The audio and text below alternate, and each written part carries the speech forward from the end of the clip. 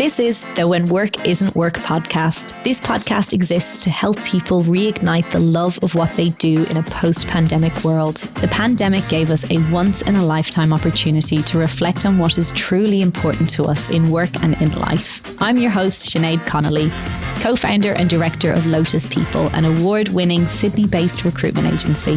We hope you enjoy today's chat.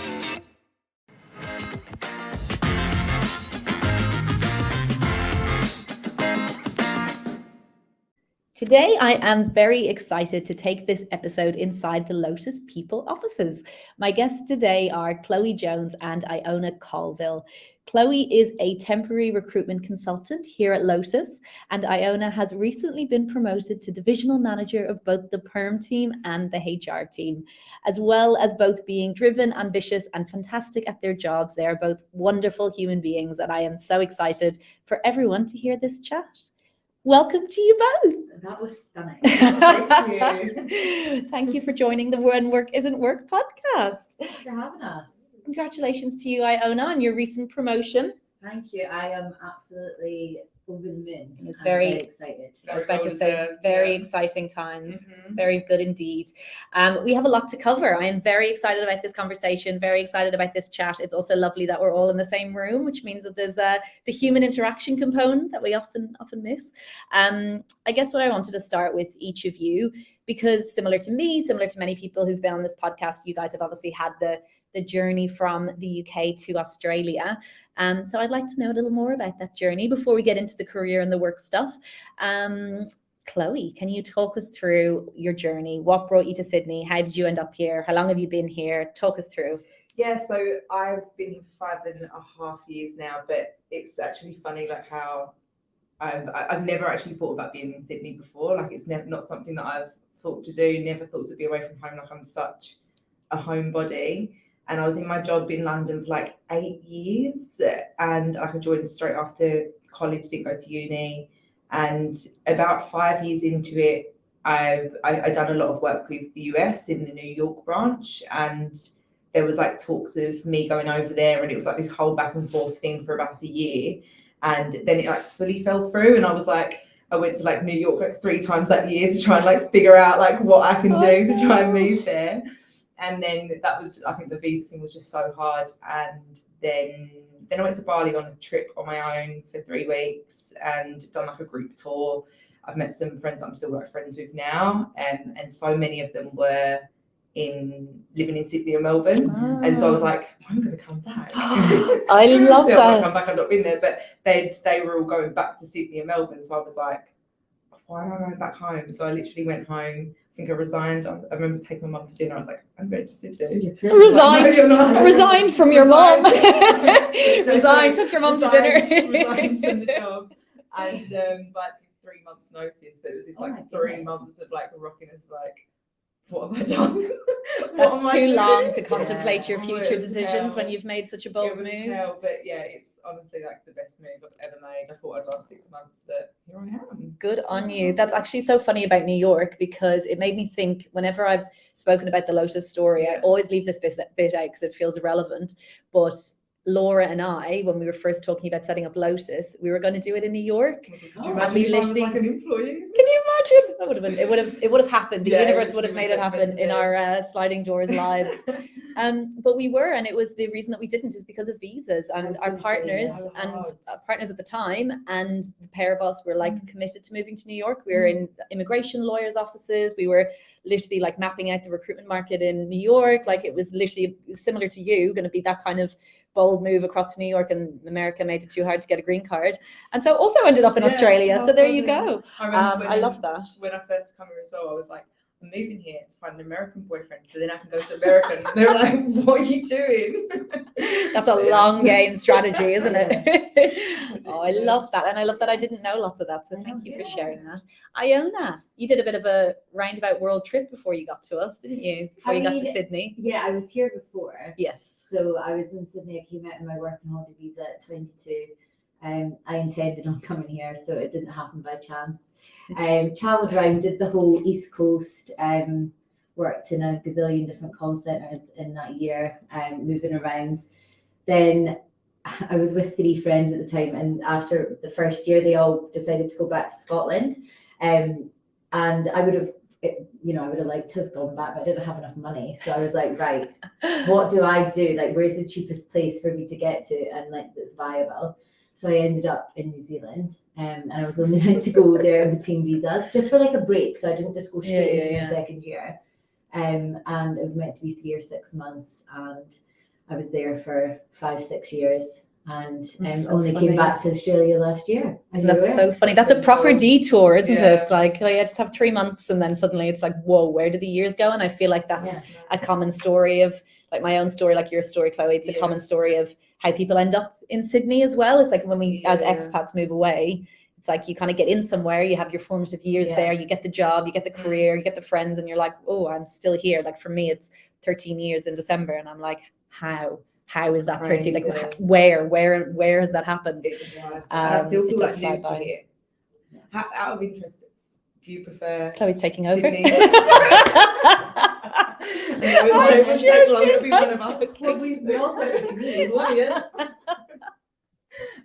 No, sorry. Do you like how are you preferring Sydney to New Zealand? I mean, the weather's better. Yeah. I was gonna say you'd hope she'd say a lot more, seeing as we have her now. I mean, New Zealand, I mean, I could have been at home half the time. Yeah, what's the point in being this far away when the weather's like that? Yeah. And that brings us to recruitment. So you, in your, and I feel like this podcast, obviously it's all about the sort of post-pandemic life of when work isn't work. I think if I tried to say to either of you that work not being work, you'd tell me to go and shite, because obviously you both flog yourselves, and we all flog ourselves here at Lotus. So it's not like it doesn't feel like work every day. It most certainly does. But inevitably on this podcast, we talk a lot about recruitment, because of course that is a common theme. You found your way to New Zealand and found your way into recruitment, and that's sort of what kept you there, I suppose, in terms of your career. Talk me through that. So I was probably one of the minorities where I actually knew I wanted to do recruitment. Whoa! Of course you did. So I did HR at uni, and I really enjoyed the recruitment and selection side of it. Yeah. I like the idea of like the reward you would get by getting someone a job. And I just kind of latched onto that a little bit. Amazing. And then I finished uni, and I went to work in a call centre for 10 months, moved back home while I saved to come out to Australia. And as soon as I arrived in the call centre, they said, right, we actually need to start recruiting like full groups of call centre people, or whatever we were, agents. And they were like, do you have a degree? And I was like, yeah, in HR. And they were like, right. And I ended up for that full year pretty much doing like the full end-to-end recruitment for them, and then that's when I was like, oh, quite like this. I was like walking around the call centre like 21 with a clipboard, like you can just picture I can picture and that. I thought I was the bee's knees, and I thought I was fab, and I just was like, oh, I like this. And now, what did I say earlier? She's been promoted to a multiple divisional manager. Yeah, I know. I was now calling. Where's her clipboard? I know. I need to get one, but I thought We're gonna get you on that. If anyone from my old work hears this, like, oh God. And then I just sort of did my whole traveling thing. Like I drove a tractor at one point. Yeah. So I was call centre sales naturally. Like I was quite good at that. And then I met someone on a camping trip, and they said, I work in recruitment. I said, can you get me a job? And she got me a job. There you go. You manifested a recruitment career. Well, I went for a camping trip. I said, it's about time I went to do what I want to do now. Like I don't want to work in a call centre anymore. And she said, I work in recruitment. I said, right, great. Can you set up a meeting? And there you go. And that was you for how many years in New Zealand? In that job, 4 years. In that job, 4 years. Yeah. And what was the tipping point even of coming to Sydney for you? Because obviously you're still in recruitment and have been progressing and have had an amazing career both in New Zealand and here. What was I mean, I know this because I interviewed you, but do tell our listeners. It was definitely a location thing for me. Like I did actually love my last job. I had a great experience. Got on really well with everyone. It was a great place to work for me personally. But it was a weather thing. It was a location thing. I wanted to move somewhere where I could see myself long term. And where I was in Wellington in New Zealand, like every time you left the house, you'd be battered by the wind. Like it was cold. It was exactly like Scotland. Exactly. What? It's not even windy here at all. Like it's known to be called Windy Wellington. Oh really? Yeah. And I was just kind of like, and you know, there was earthquakes and things. That wasn't really. It was fine. Like There's a couple. There's a few shows. Makes the news. But no, it was that, and I just wanted to make sure, because I like the benefit of recruitment is like long term, like longevity. If you're in that, if you embed yourself in the market, and I said, well, I'm either just going to stay here forever, or I'm going to make a move, and I'm going to put the effort in, and I'm going to embed myself in a place that I really see myself long term. And here I am. Yeah, and here you are, and hopefully you'll be at Lotus long term, because it's bloody brilliant having you here. Thank you. No, it's an amazing story, and I think it's I think as expats, the thing we probably do is at some point we tip from just kind of going with the flow and going with the wind and just landing somewhere and seeing what happens, to actually then making a conscious effort of like, okay, I'm settled. And now what's a considered career choice, and what do I want to do? And like you start putting that more mature late 20s, early 30s and on. Like, what am I doing with my life, essentially? So that obviously has a part to play in all of our journeys. And what about you, Chloe? I know your story as well, but I'm sure there's parts that I'm not aware of. But recruitment, you did fall into it. You've had a journey with it. You're obviously thriving in your role now. So tell us how you got there. So I originally went into a 5-month contract role with BT Private, that part of Westpac, because that was like my first job out here that I actually got through reporters as well. And then after that, I went to Bali. No, I went to Thailand and done like 6 weeks travel, and then to Sri Lanka, and then I was flying back. And before I went, I'd met with a few recruiters, and one of the recruiters that I met with, she called me about a job. She was like, can you start on a reception job? And I was like, I can't tomorrow, but I can the next day, because that's when I'm home. And she was like, no, sorry, like it needs to be after that. And so she was like, they need to start on the Monday. So I was like, okay, cool, can't do it. And then she was like, oh, I've actually just moved into a new office, so I need someone to help with sort of pouring drinks, just setting things up. Like, would you want it? She was like, I know it's a bit of like a shitty job, but do you want to do it? I was like, yeah, go on then, why not? So I literally got off the flight that morning, and then that afternoon went there, and I was like pouring drinks, and all the clients thought I was part of the team. And so like done that for like 3 days, and then she was like, I'm going to get you a job when I go on that leave. You're going to come and join and work for me. And I was like, okay, like cool. And then went and done like a little stint at CBA. So you fell into it then? Yeah, and then she called me and was like, I'm pregnant. She's like, you're going to start with me in a few months. I was like, lovely. And and then I think I was there for 2 years. That was an agency? Yeah, that was an agency, office support as well. Yeah. And just really enjoyed it. And then Lotus was calling next. Yeah. And now, almost a year into a consultant role. And I thought you were going to say a year into Lotus. I was like, well, that's not true. No, 2.5 years. I was going to say, 2.5 years. That's 2.5. I feel like you're one of those people who feels like you've been here since day one. Like it's been 8 years next month. When I started, it was like the rebuild. Yes, as well. So true. Yeah, post-COVID. So post-COVID rebuild. One of the fake OGs. Fake OGs. 2.0 OGs. Yeah. And with recruitment, I mean, obviously it's so full of its highs and lows and ups and downs, and it is the bloody roller coaster. It's the roller coaster. But what, like for you, like what are the biggest things aside from, I mean, obviously you're talking about the fulfillment of placing people in roles, and there's obviously the impact that you have in the roles that we do, but in terms of like the highs that have kept you, because obviously you have to build so much resilience in the lows that you obviously have inevitably in recruitment. So what are the bits for you that have sort of attracted you to it as a role, and I suppose the industry as well? I feel like you're being interviewed by me. You're catching me on a high week, so it's all going to be positive from here. No tears. So I think like being in the thing that drove me to the temp recruitment, because in my old job it was both temp and perm. I think the thing that drove me to the temp was just working. I know obviously we still place like Australian citizens and residents, and they're fabulous as well, but just that drive. I've been that working holiday visa. I've been here. I met with a million recruiters, and the experience, like everyone was pleasant, but you get sort of forgotten about, and when you're looking for a job, like you take it really personally. And so I think that's one thing that kind of really stood out to me with Lotus is the candidate care and staying in touch with people, even if you've not got something, building that relationship with them, letting them know that you're going to help them. And I think for me, that's like the main element of my job. And obviously there's other elements as well, but just helping like expats that come over and don't have work, and just being able to like be like, I can help, and like resonate with them. Do you know what I mean? Yeah, of course. Yeah. It's I feel like that was exactly, because I was on a temp desk as well back in the day, a few generations ago. But exactly that, like I absolutely loved like everyone's story. I think you have to be nosy to be in recruitment, and I was always so nosy of everyone's story. I was like, what got you here? What brought you here? And everyone has a different story, whether it's getting together with someone or breaking up with someone or friends or career or just whatever it is.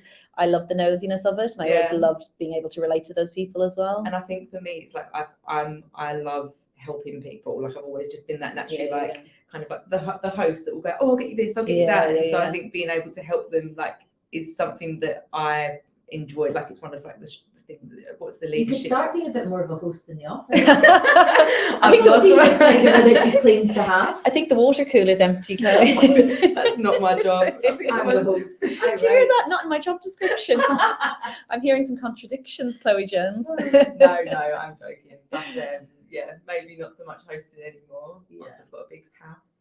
I'll have you over for a dinner party. I love that Iona's fishing for an invite, a hosting invite. No, you absolutely are that person, and you're the first person to put your hand up for training, and the first person to support candidates and come up with a new idea and run processes. And so that makes total sense that that's the part of the role.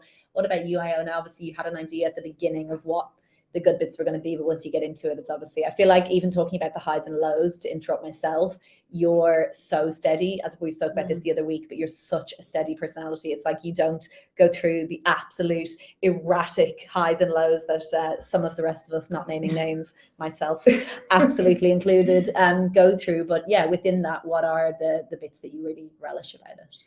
Yeah, I think just going off like that sort of steadiness, I suppose it comes with experience. I genuinely do think, and obviously you're quite experienced, so everyone's different. But for me, like, but still a mental case. But it didn't take me long in recruitment to kind of just sort of like, I'm a problem solver. I don't spend ages stewing on something. I don't think something bad's happened, it's the end of the world. Like I just kind of think, well, that's not ideal, but let's move on. And it's the way that I like to teach my team as well. Like if they come to me upset about something that's happened, like it's recruitment, if we dwell on it for too long, we're going to have a nightmare. So I'm just like, okay, that's fine. Like, what can we do now? And like, I am very level like that. I've probably become almost a bit numb to recruitment, but it works because I feel like I can find a solution to a problem quicker because I don't act irrationally. So there's that as well. But I mean, recruitment, I just like definitely like the buzz you get.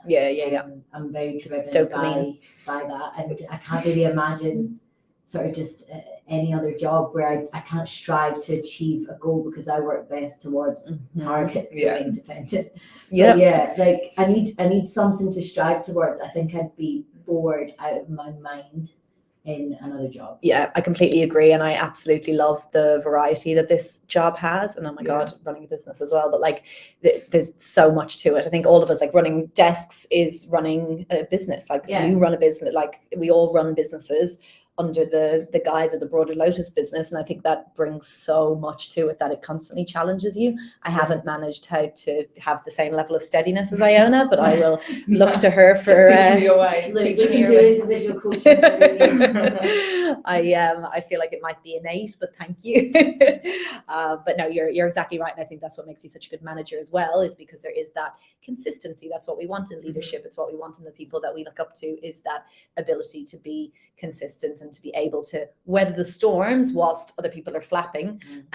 It's obviously a very important aspect of it. So you're in the right role. Good to know. With regards to, I'll come back to you, Chloe. I feel for me, with the role that I have, with being a recruiter, and then obviously in owning Lotus and going through this whole mad journey and having a different job every 6 months, there's been so much personal growth. Like I feel like I have learned so much about myself. I feel like it's been just the biggest container of, like, I suppose, self-development or just understanding yourself better. Like, do you feel with recruitment, or what do you feel about whether it's recruitment or your life as an expat or just over the last few years? Like, is there any growth that you've had? Is there any sort of awareness you have of like, whoa, moving to the other side of the world, setting up a life, being in this mad career that we all for some reason have chosen? What growth have you taken from it? Yeah, so when I before I moved out here, I was still living with my mum and dad. Like, so this is the first time I've ever moved out of home, and so it was like such a scary thing. But I think I've always had it in me that I wanted to be this independent person, but I lacked it. Like, it was one of those things that I had my moments, and then I'm like fall back into like mum's arms, like, oh, help. Yeah. And so I think coming over here and setting up my life, and you kind of forget like how much of a big deal it is, you know what I mean? And so I feel like that's for me like a huge personal growth. And I was having a conversation with someone that when you go home and like seeing your parents, and I end up staying back at home with my mum, like you feel like you take like a million steps back. Oh, well, you regress like, so much. What's happened? Like, you know, and I feel like that's like something that I'm really like conscious of whenever I go home, like just remember that's just temporarily. Absolutely. But in recruitment, sort of how I've grown, I mean, this time last year it was, I never want to be a consultant, and never want to sort of have that sales client element. Like I've always like enjoyed speaking with people, like I am naturally an extrovert, but to speak to people that you don't know want to speak to you, like don't want to speak to you, is just like, ooh, like scary to me. And so I think sort of moving into that role, and I remember thinking through my head, like, what am I doing? Am I making a huge mistake? Like, this isn't me. But it's generally like helped me grow so much, and now it's like a part of my job that I really enjoy. So don't you think it builds resilience outside of work as well? Like it changes your character, it makes you just so much more able to handle crap. less sensitive to like people, like, and things that even like people that you know, like you're just not as sensitive. You're kind of like, oh, okay, like that's not it's not always you problem, you know? And I think that the perspective that comes with that, and I think exactly to your point around moving over here, like it is a big deal. And I think we also, in the industry that we're in, we're surrounded by so many expats so frequently that you end up meeting so many like-minded souls. But the one thing they have in common is that like sense of adventure, like the willingness to uproot your life and to really go and start a whole new world at the other side of the world.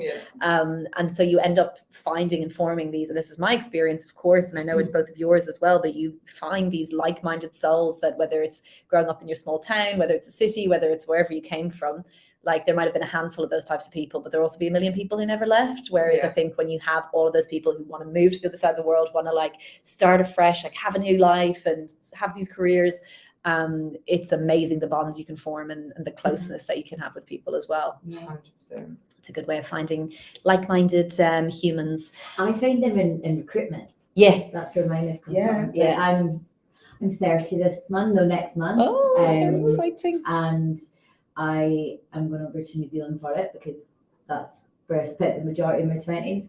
And I thought about like the people that are kind of celebrating it with me over there, and I'm like, most of these people are from my old job in recruitment, because I've never had like, you know, the like-mindedness that you say, like the laughs that you have, like everyone like kind of comes together, because it is a hard job, and at times it can be really draining. But if you're doing it together as a team and you all feel what each other feel, and then you end up just growing these like really close bonds. So true. 100%. It's and it's, I know even looking at, I've been here, as I said, nearly 13 years, a very long time.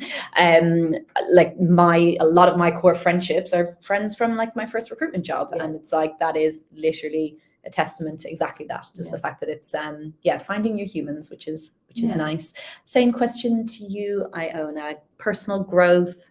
What have you learned about yourself in both the expat side and just the last few years of, I guess, I mean, it's a mad time anyway, isn't it? Coming to your late 20s and figuring out yourself more. But what have you learned? If anything.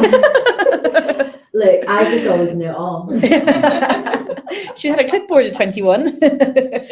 She knew it all then.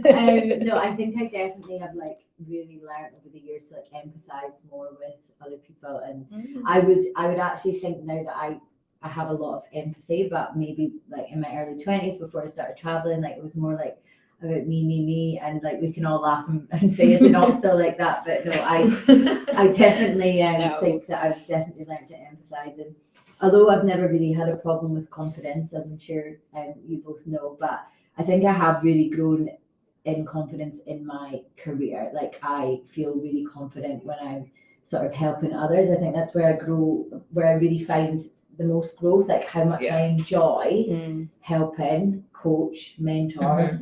When my team come to me with problems and they need help because they genuinely aren't sure what to do, like that makes me feel amazing. Like I love to give back to them and to help them. Thank you. Yeah, because I feel like you're again with you, you're anyone's like I've got an issue, you're like come to me, you'll do the training for us weekly. Like you've been amazing since you started. Maybe it's childhood trauma because I'm from a family of 7 children. It's like, do you want me? So you're from a family of 7 children. You've just taken over a team, meaning that you have about 7 or 8 people underneath you. So there's something in that, something in that you being used to. I just wasn't going to pop them out. You'll inherit them through the workplace instead.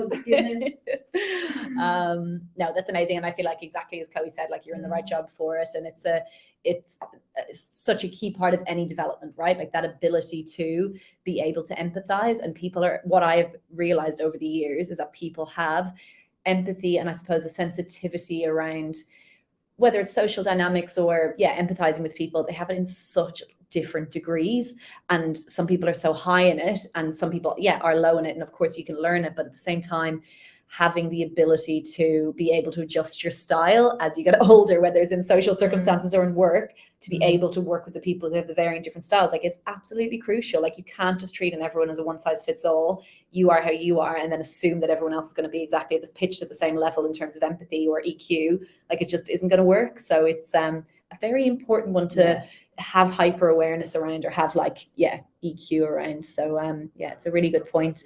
The very nature of this podcast, as I said earlier, when work isn't work, like the very idea kind of sprung into my head after COVID, when I felt so strongly that I wanted to cling onto the learnings that came from COVID. I don't want to harp on about the pandemic, which the WHO has now officially ended. It is reopening. Get it back, get it.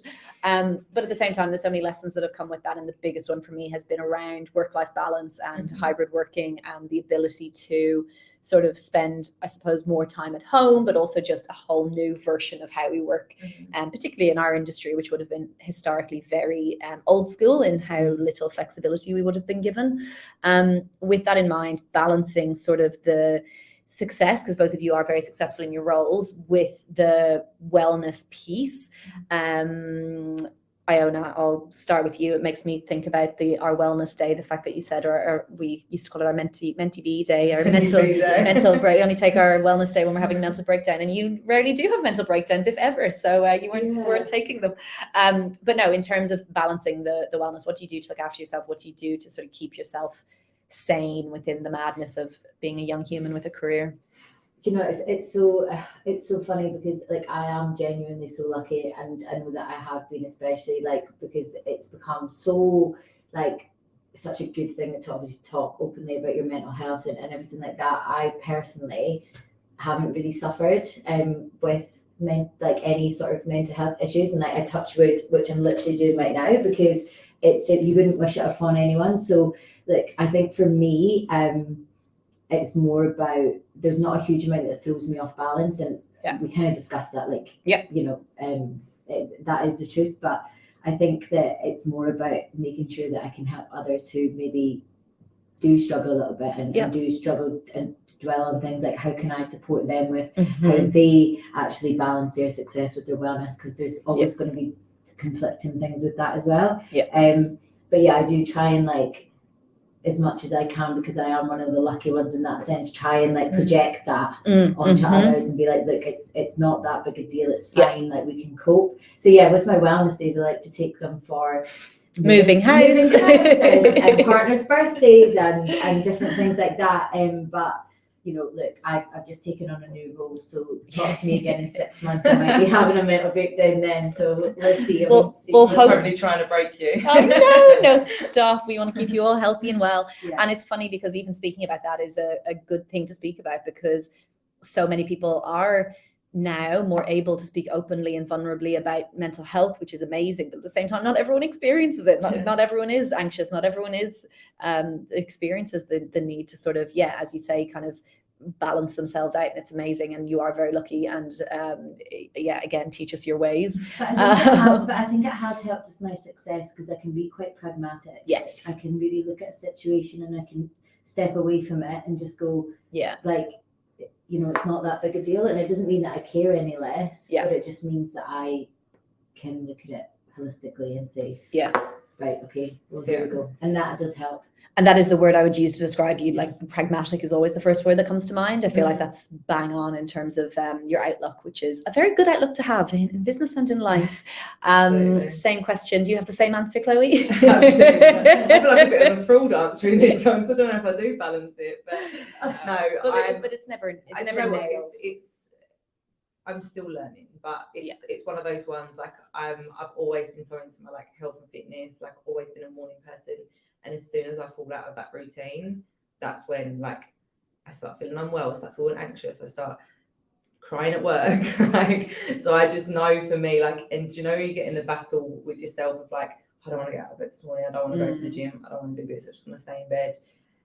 But I know, like, when I do that, I'm a much better human. Like, so much better. Like this, I think.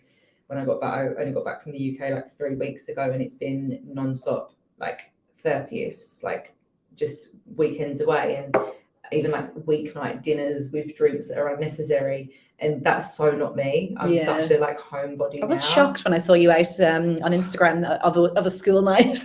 What's she doing out of the house? Absolutely not. And so I feel like my health is like, since I've been back, it's just been like not good. Like I've just been going down, and I'm like, it's all self-inflicted. I need to sort myself out. So like, I think I went for a walk on Friday and I was like, right, I'm turning my life around.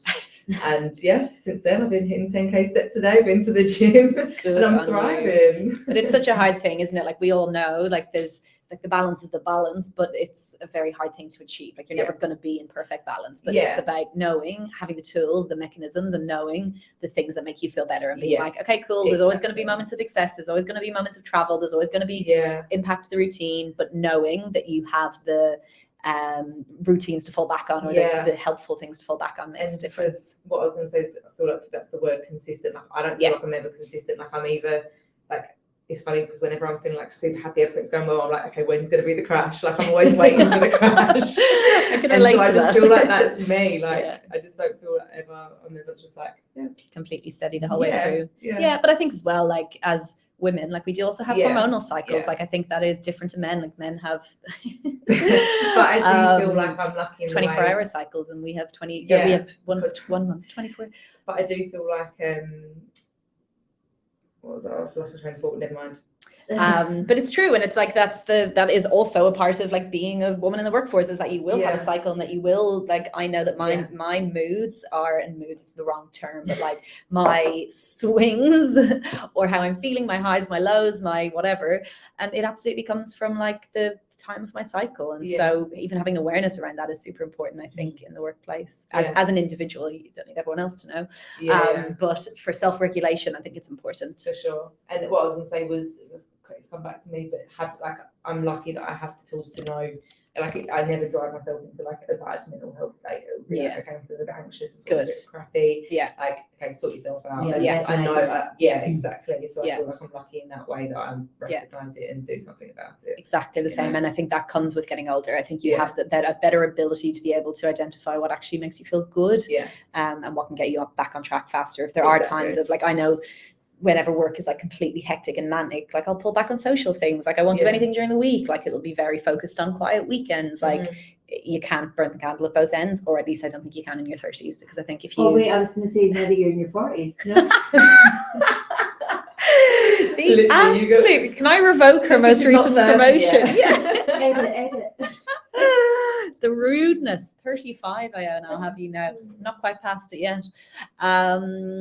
my final question to both of you, again, ties in with kind of the nature of this podcast. If people who are listening, they're not loving what they do, they're feeling like they're in a rut with work, you guys are obviously exposed to so many candidates, you've obviously placed so many people into amazing roles, so you're very close to this on a daily basis. But if someone isn't loving work, they're in a position where they're just not not vibing it, what would you recommend? It's been so interesting in this podcast. Some people literally say, speak to your manager, work it out. So other people say, leave immediately. Like, it's such a varied response. But what advice would you have? Yeah, I was going to say, I'll refrain from just saying quit. Yeah. But no, like, honestly, I feel like the main thing is like finding out firstly what it is you're not enjoying, and then like figuring out what your strengths are, what elements of the role you do enjoy. If there's none, like, yeah, definitely quit. Like, if everything's negative, but like, do a list of pros and cons and figure out what it is. If it is something that you can speak to your manager about and have change, then absolutely go and do that. But if it's like nothing's serving you happiness, then it's definitely worth like finding out where your strengths are, because I think if you use what your strengths are in your day-to-day, then that's where you're going to thrive more. 100%. You need to feel in flow. Yeah. You need to feel like what you're doing is aligned with what you're actually good at. Otherwise, you're just going to be pushing up against something, and it's not going to feel enjoyable, and it's going to feel stressful. 100% agree. Iona? I feel like I'm probably going to be following on from a bit of a theme of what I've said before, but I think it's like, and it's easier said than done, so I do understand that, but I think really giving yourself a little bit of a reality check, taking a step back, looking at the situation, knowing that your full life, your full source of happiness or your full source of sadness doesn't just come from your job. Yep. You know, there's so much more to your life. Yep. There's so much happiness that can be found outside.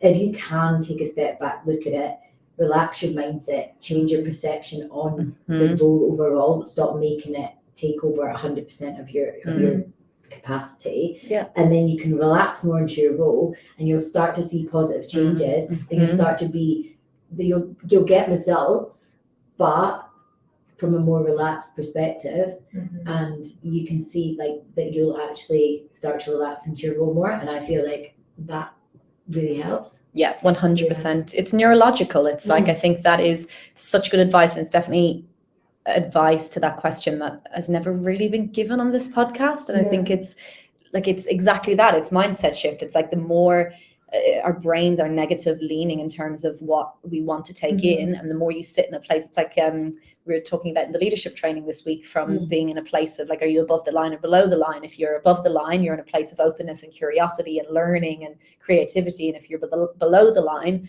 you're in a place of blame and kind of negativity, and you can't see solutions, you can't see past the noise that's going on. So I think that to be able to see things in a different light, and as you said, come up with solutions, like you kind of need to take yourself above the line and just go, Cam, what's the reality? Because we do feed so much negativity into things when we're that way, like when we're in that mindset. So if you can shift that, and that always isn't to do with work. So exactly. And I was going to say, like, when like it's, if you do take that step back, it could be like maybe you're not happy in your job because you're not looking after your health, or like you're in a bad relationship, or you don't enjoy where you live, and like you've got to really think about those elements outside of that and go, okay, what is actually not serving me?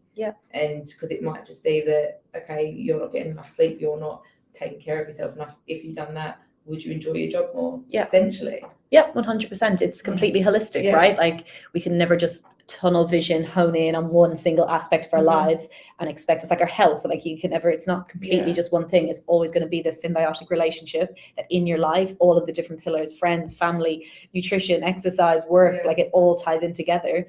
Rest, holidays, whatever, meditation, all of the different facets, like they will end up somehow being tied together. Like at university, I will remember this, that I used to sit outside an exam hall, and everyone around me would be in a blind panic. That was me. Trying to read, it doesn't surprise me. Trying to read their notes and everything. You would go into the exam hall, and everyone would sit there.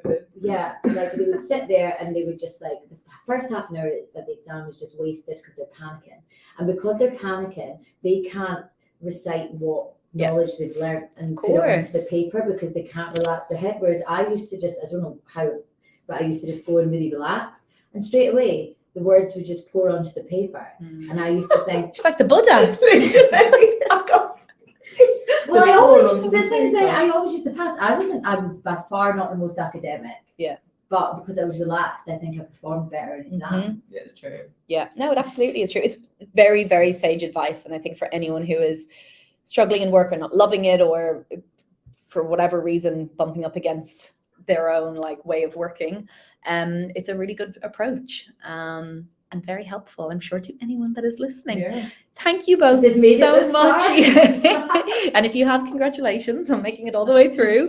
I absolutely love that conversation. Thank you both so much. I obviously work so closely with both of you to be able to chat in a very different way, and something, I was going to say something about, not about work, but it is entirely about recruitment as well. Yeah. But it has been lovely. Level. But thank you so much. Thank you. Thanks for having us. Thank you so much. And thank you for listening. Thank you. This podcast is sponsored by Lotus People Recruitment. We are an award-winning Sydney-based recruitment agency with a genuine human-first and innovative approach. Lotus People are disrupting the recruitment industry by placing quality and service at the heart of all we do. Recruiting roles across HR, talent, business support, and much more. Head to our website today for more information if you are a job seeker or an employer hiring staff. We're at lotuspeople.com.au.